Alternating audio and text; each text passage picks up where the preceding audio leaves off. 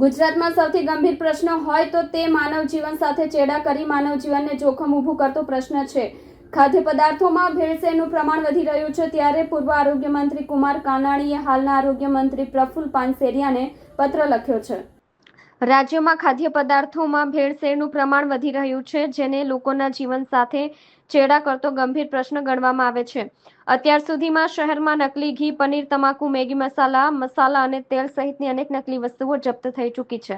આ ગંભીર સમસ્યાને ધ્યાનમાં લઈને પૂર્વ આરોગ્ય મંત્રી શ્રી કુમાર કાનાણીએ હાલના આરોગ્ય મંત્રી શ્રી પ્રફુલ પાનસેરિયાને પત્ર લખીને નકલી દવાઓ બનાવનાર અને વેચનાર માફિયાઓ તેમજ ખાદ્ય પદાર્થોમાં ભેળસેળ કરનારાઓ સામે કડક કાયદો બનાવવાની માંગ કરી છે.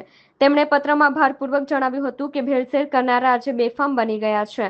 તેમને કોઈનો ડર રહ્યો નથી અને લોકોના જીવની કોઈ પરવા ન હોય તેમ તેઓ ભેળસેળ કરી રહ્યા છે.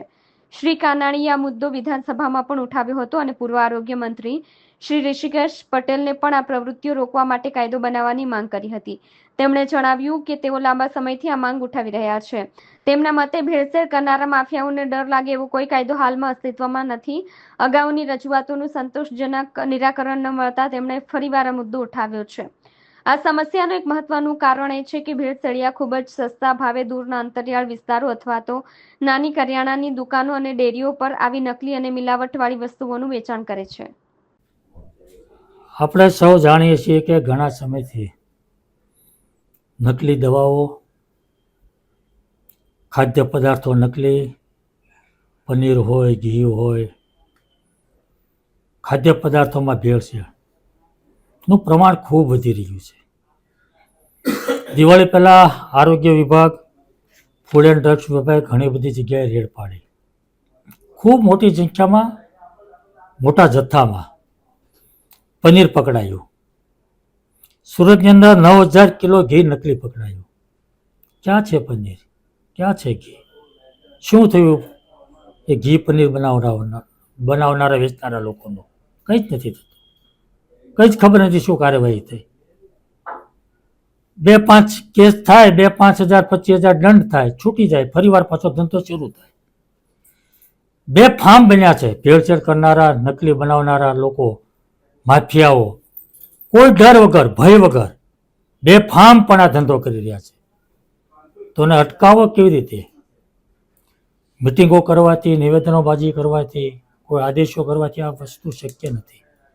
આને રોકવો અને બંધ કરવા હોય તો કડક કાયદો બનાવવો પડે અને કડક કાયદો બન્યા પછી એનું કડક અમલવારી કરવી પડે, એનું પાલન કરાવવું પડે. અને એટલા માટે આ અગાઉ પણ મેં મુખ્યમંત્રીને પણ આ વાત કરી છે.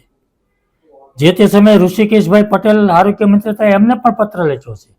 વિધાનસભા ગૃહમાં હું બોલ્યો છું કે આની સામે કોઈ કડક કાયદો બનવો જોઈએ અને કડક રીતે એનો અમલ થવો જોઈએ. એનો કંઈ પરિણામ નથી મળ્યું, કાયદો નથી બન્યો. એટલા માટે ફરીવાર મેં મુખ્ય આરોગ્ય મંત્રીને પત્ર લખ્યો છે કે આવા માફિયાઓને રોકવા હોય, લોકોના જીવન સાથે છેડા કરે છે. કોઈ એક વ્યક્તિની હત્યા થાય તો એ હત્યા કરનાર આરોપીને આજીવન કેદ થાય, એને ફાંસીની સજા થાય. આ લાખો લોકોના જીવન સાથે છેડા થઈ રહ્યા છે, આરોગ્ય સાથે છેડા થઈ રહ્યા છે. કોઈ કાનૂન નહીં, કોઈ એવો કડક કાયદો નહીં. લોકો બેફામ થઈને ડર વગર, ભય વગર આ કામ કરી રહ્યા છે. એવા લોકોને રોકવા માટે એક કડક કાયદો બને જેનાથી લોકો થરથર કાપે, થરથર ધ્રુજે. નકલી બનાવવું હોય, નકલી ખવડાવવું હોય, નકલી વેચવું હોય તો એને ડર હોવો જોઈએ, ભય હોવો જોઈએ. અને એટલા માટે એવો કડક કાયદો બને અને કડક કાયદો બન્યા પછી એનો કડક રીતે અમલ થાય એવી મારી માગણી છે.